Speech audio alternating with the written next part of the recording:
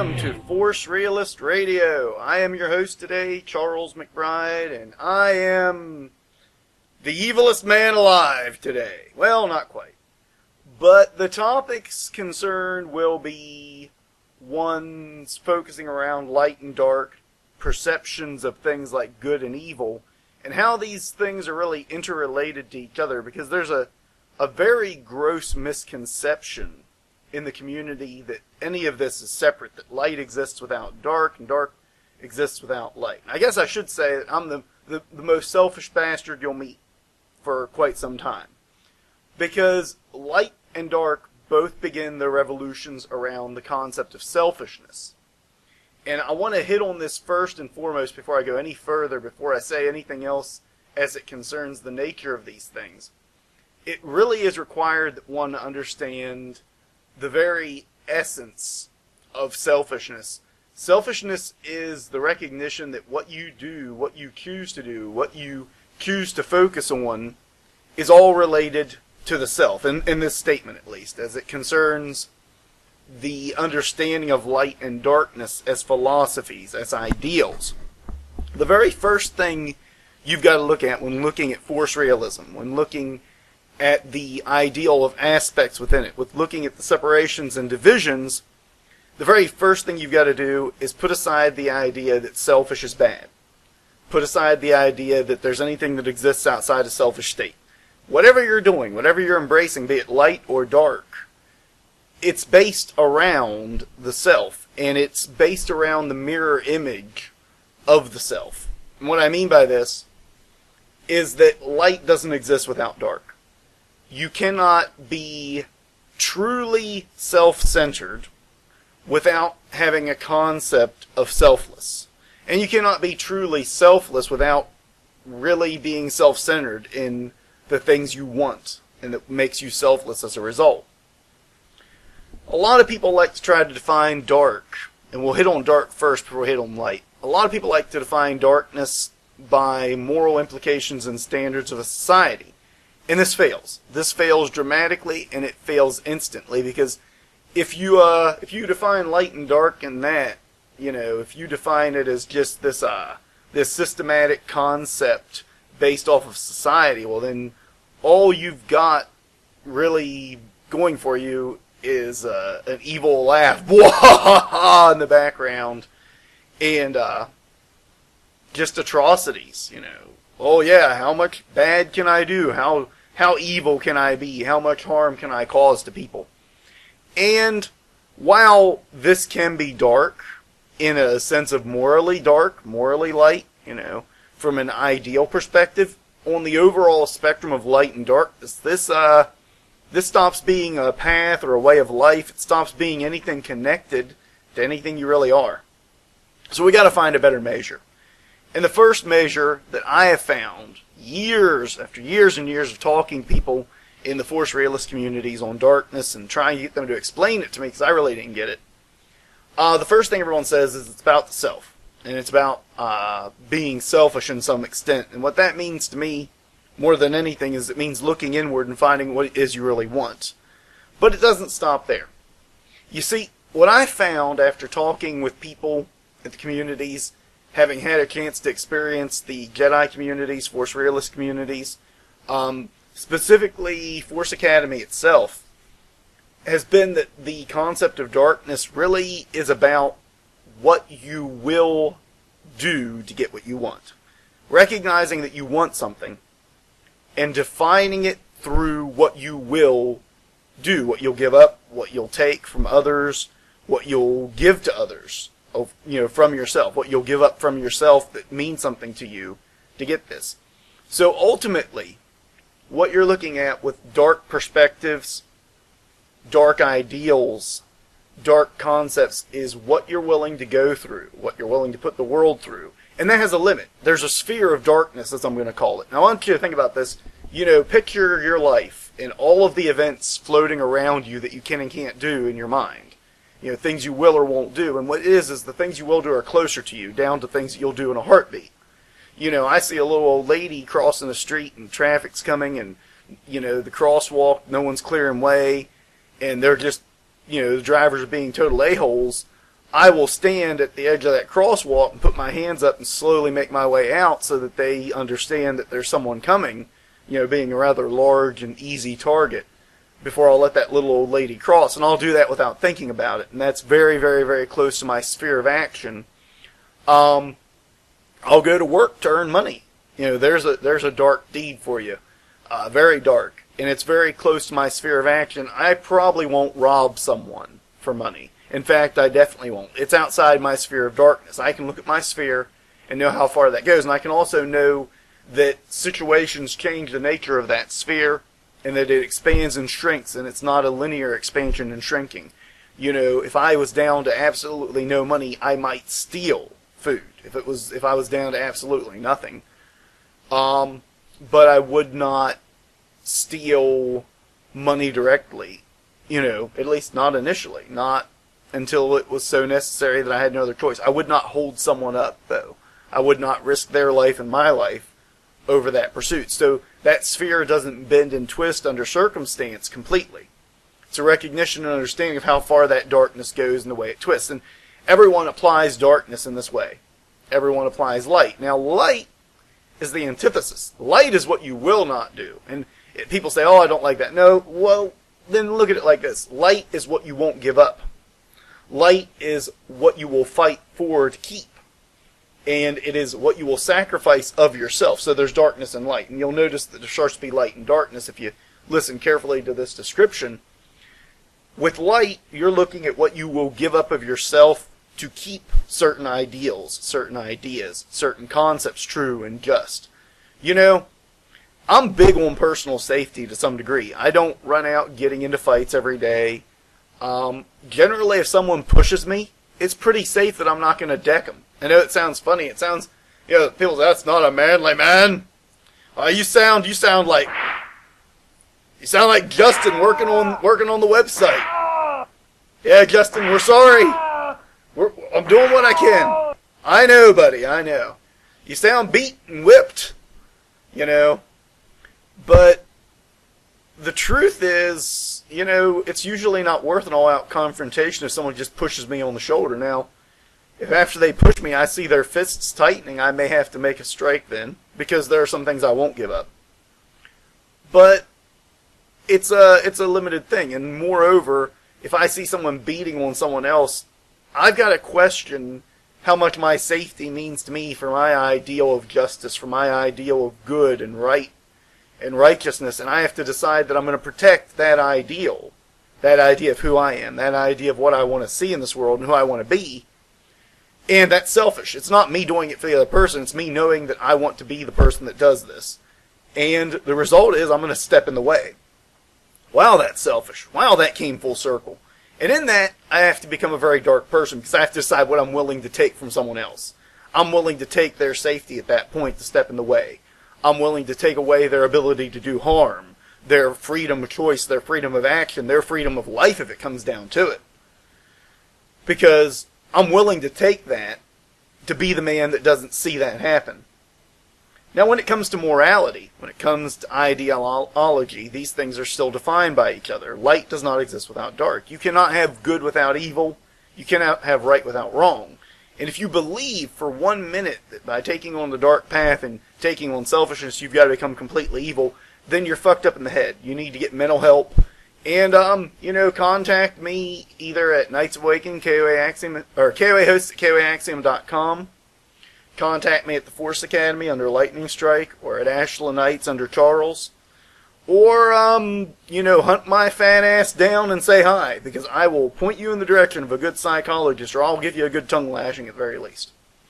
You don't define light and dark in terms of good and evil, though good and evil may be defined within your own mind. And for most people, they're very extreme things. So instead, you've got to look for light and dark by your common day definitions. How dark can you be? I'll tell you what, if you hurt me, if you hurt others around me, I can be a really dark socially person. I can look at myself and use a very dark, very self-centered, what am I going to take from you for what you've done? What am I going to take from you for what I want? As well as very light. What man do I want to be at the end of the day? How do I want to uphold myself? How do I want to look in the mirror? When the light reflects off of me, what do I want to see? Mentality in this. And for this kind of thing, you really need to look at your day-to-day life. Okay? You don't need some complex bullshit psychological self-analysis scenario. You know, what is the worst thing you would do? What is the best thing you would do? No. All that is bullshit. All of that is complete and utter bull, because the truth is, your light and your dark are going to be found in your day-to-day. And if you say, I would save the world, I would ask yourself if you're doing that. Are you putting in massive amounts of time trying to save the world now? No, then you probably wouldn't save the world. Are you putting in time protecting people that mean something to you? Yeah, then you would probably protect them to an even greater degree. You know, take that and look at your life and ask yourself where your light morally and where your dark morally exists. Where your light and dark emotions exist, you'll realize that they're all connected. You know, I'm a very possessive, very owning person. You know, if you're my friend, then you're mine. And that's it. You know, you may be someone else's friend. You may be the world to someone else, and that's fine, but you're mine. And that means I'm going to protect you. Because no one takes away my things. Very selfish. Very light, though, also, as it transitions. Because now I will give up a lot to be the person that is there for you. I will give up a lot of myself, a lot of my time, a lot of my resources to be the person that can step in the way to protect you. I will give up a large portion of who I am. I will give up a large portion of what makes me comfortable then to protect you once you have that status. Now, if you're someone on the street and it's a situation that I am not excessively involved in, and what I mean by that is it's not an extreme situation. You know, oh, you're $1 shy at the supermarket. That probably isn't my problem. It might be, depending on your situation, depending on how much I overhear of it. But, I'm in line behind you. It's probably not my problem. You know, it's too bad for you. You should have some items taken off of your order. This isn't my issue. That's very dark in its own way. What I'm getting at is these things cycle, and they self-define on each other. So I'm going to give an example of darkness. And real, honest-to-God darkness as only a 3-year-old could present it when I was 3. And yes, I was 3 when this happened. I was bullied as a child. Very, very harshly bullied by another kid who decided since he was 5 and thereby bigger and stronger that he had the easy option of bullying me. This did not end well for him. He put me on the ground, jumped on top of me, and beat on me, saying, "Say, Uncle." And I did, eventually, because I didn't like being hit.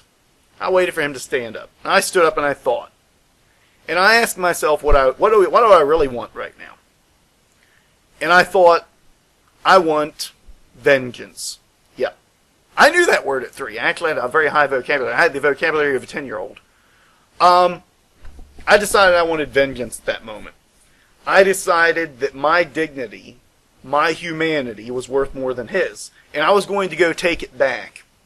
So I leaped on him, threw him to the ground, and started beating on him, yelling, "Cry, Uncle, cry, Uncle." And he started right away because I wasn't doing what he was doing. I wasn't just hitting him, you know, on the head with my hands and beating on him that way. I was aiming for his nose and his eyes because I knew that those hurt worse when he was hitting me, when he would miss and hit them. So I wanted to make sure he got the full impact. Yeah, I was thinking this through while I was hitting him too. Understand this. And he started crying, "Uncle," and I kept beating on him. I think I waited till about 5, 6 times as I was counting. And then, you know, as he's being beat on, I say to him, "Cry louder." So he cries louder.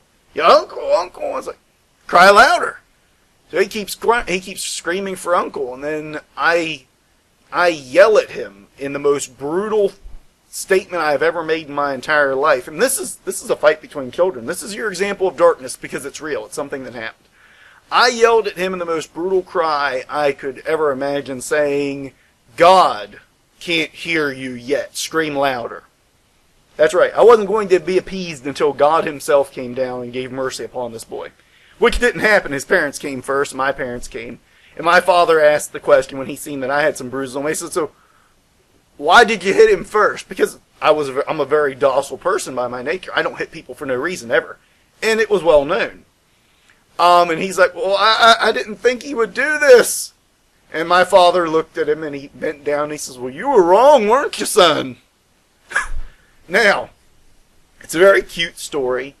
It's a very sick story in some ways, because it shows you the depth of darkness. Now, would I have killed the kid? No. No. Not knowingly. I was enraged. I was still conscious to a degree, but I was enraged. And I was in the state of the berserker. All I wanted was to hurt the other person. He wasn't human to me anymore. And I recognize that as the depth of my darkness. I recognize that when I go to take something from someone, I stop seeing them as a person. That, especially when it comes to things emotional, I can dehumanize a person to the degree that they are nothing more than an animal. Not even an animal, because I would not have hurt a cat or a dog like that, because that poor animal didn't know what it was doing when it scratched me or bit me. But he knew better. And I was going to make sure that he knew better. Not just for today, but for tomorrow. You know, thinking on that, that's the darkest thing I've ever done. Wow. Not all that bad, right? At least, I don't think so. But that's me trying to rationalize, trying to find my own light to counterbalance this. My best comparison would then have to be my light, which is equally connected to who I am. You know, I had a woman where I work decide to cuss me out towards the end of my shift, and on the way home, I seen her walking down the path from my work to my home. And it's a rocky path, and I don't make any bones about where I live or who I am, so anyone trying to track me down, you already got all the information you need. I'm sure you already know everything about me. I don't give a damn. But I look at this rocky path, and she's having trouble making it down it because she's pushing this cart full of groceries. Not one of the store's carts. At that point, I would have let her go. My kindness does stop at theft of store property. But she's got one of those little hand buggies that you buy and you load things into. And I looked at this, and a part of me wanted to keep going. And I said to myself as I stopped about 2 feet in front of her, I just stopped, and there was this moment. I looked at myself and I said, who do you want to be, Charles? Who do you really want to be when today's done? Do you want to be the guy that let a little old lady push the cart down the path because he was too busy being pissed off at being cussed out? Or do you want to be the guy who did something about this? And who do you want to be when you look in the mirror?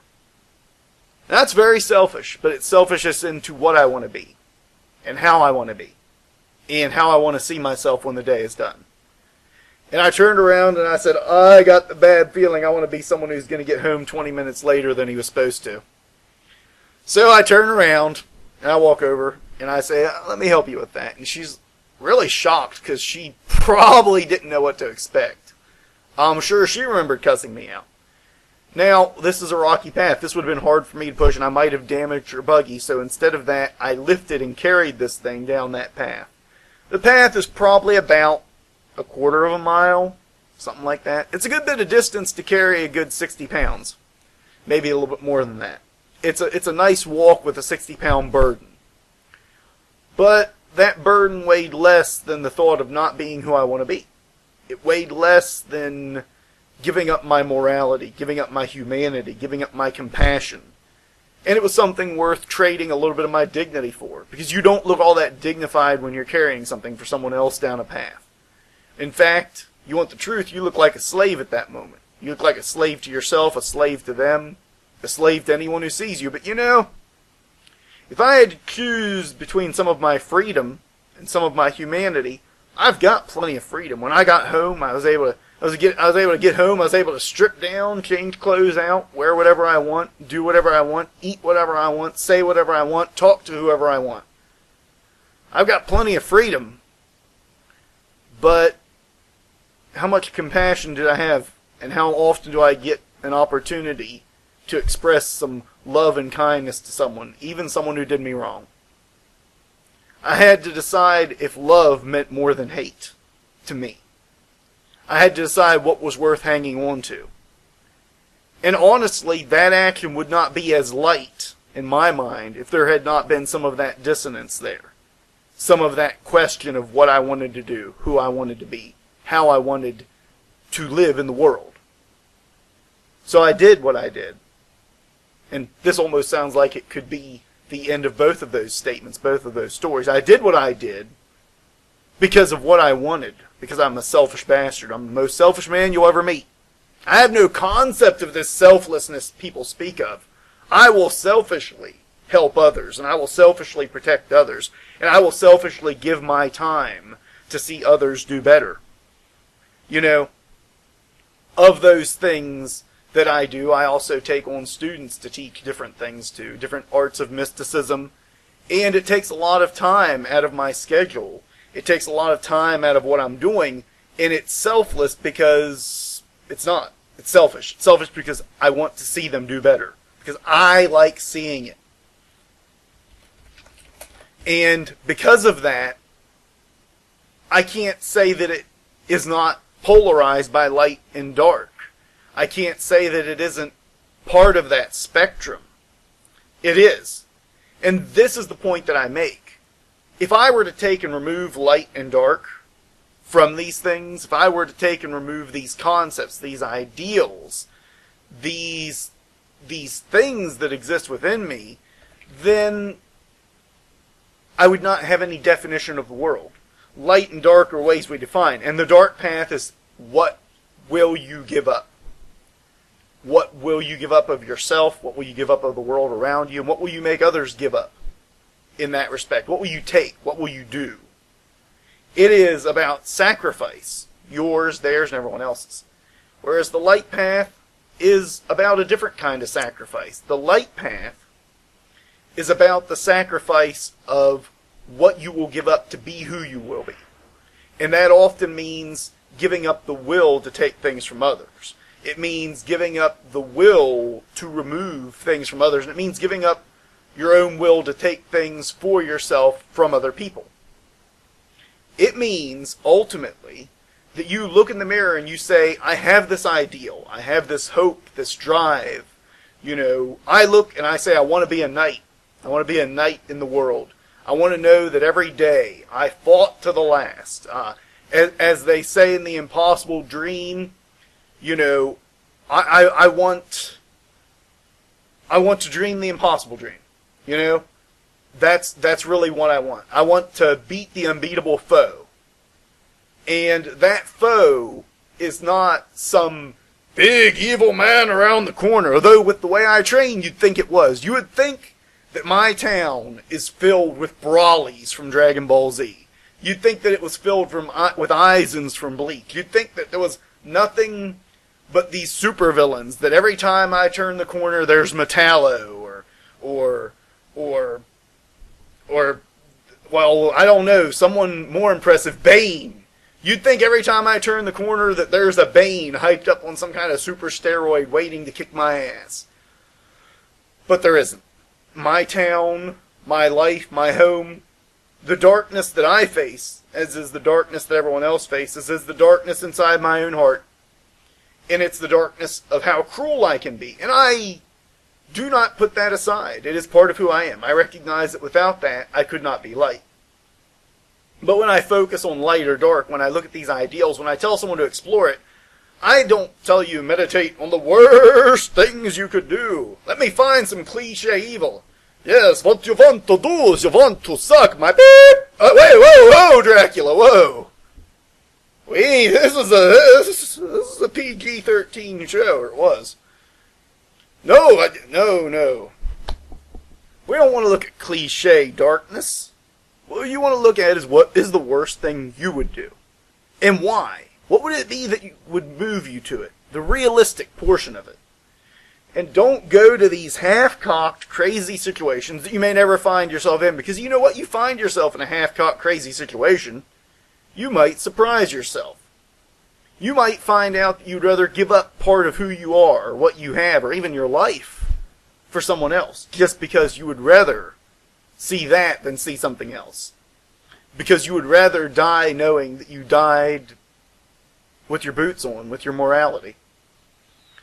Or you may find out that you're not as light and as good and as kind as you think you are. But the thing is, exploring that without realistic context.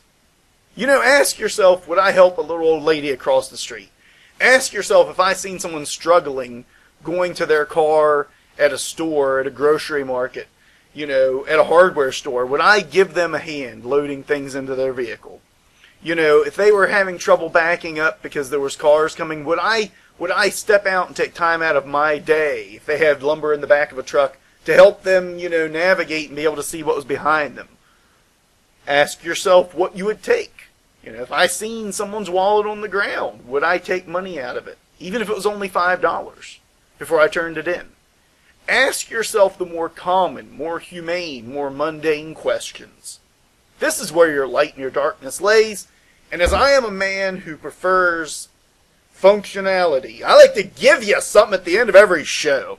I want to give you this exercise. This is your meditation. For those out there who want a meditation. I want a meditation. I want a meditation. All right, Timmy, calm down. Here's your meditation.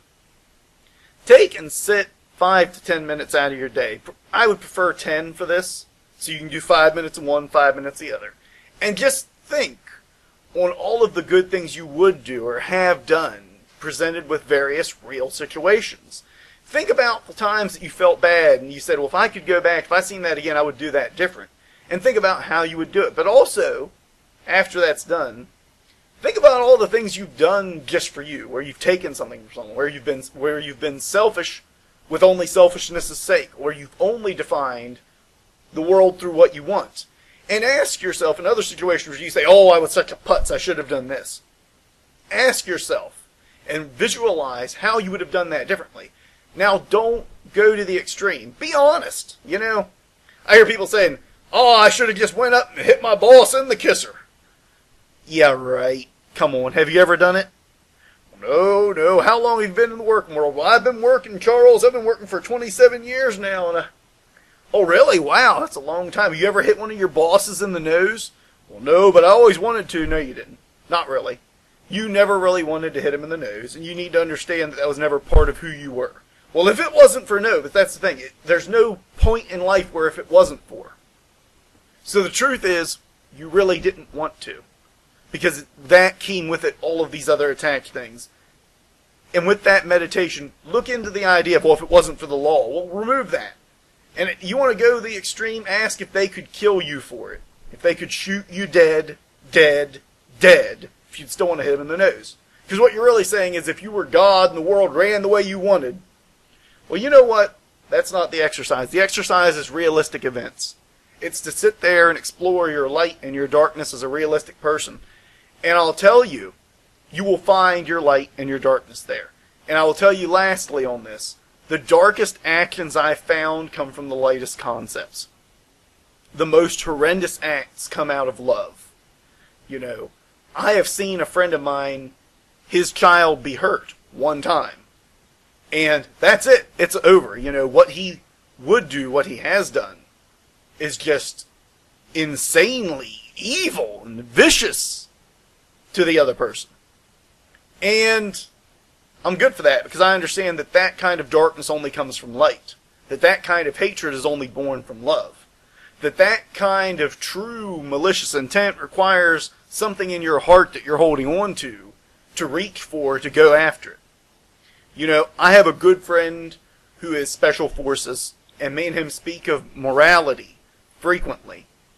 And we define light and dark, and we toss this around, and I've said to him, I said, you know, I think if you didn't have people like us back here, like your family and your friends, you couldn't do the job you do. And he says, you know, I think about that an awful lot.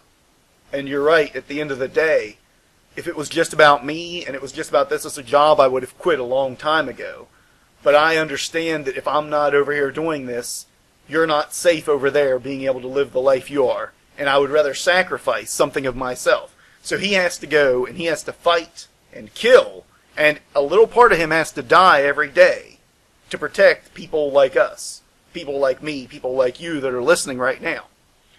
And in that, you understand then with these concepts, with a very real-world example that I've just given you of the extremes of light, the extremes of darkness, you understand maybe just a little bit more of what it means to awaken the night within.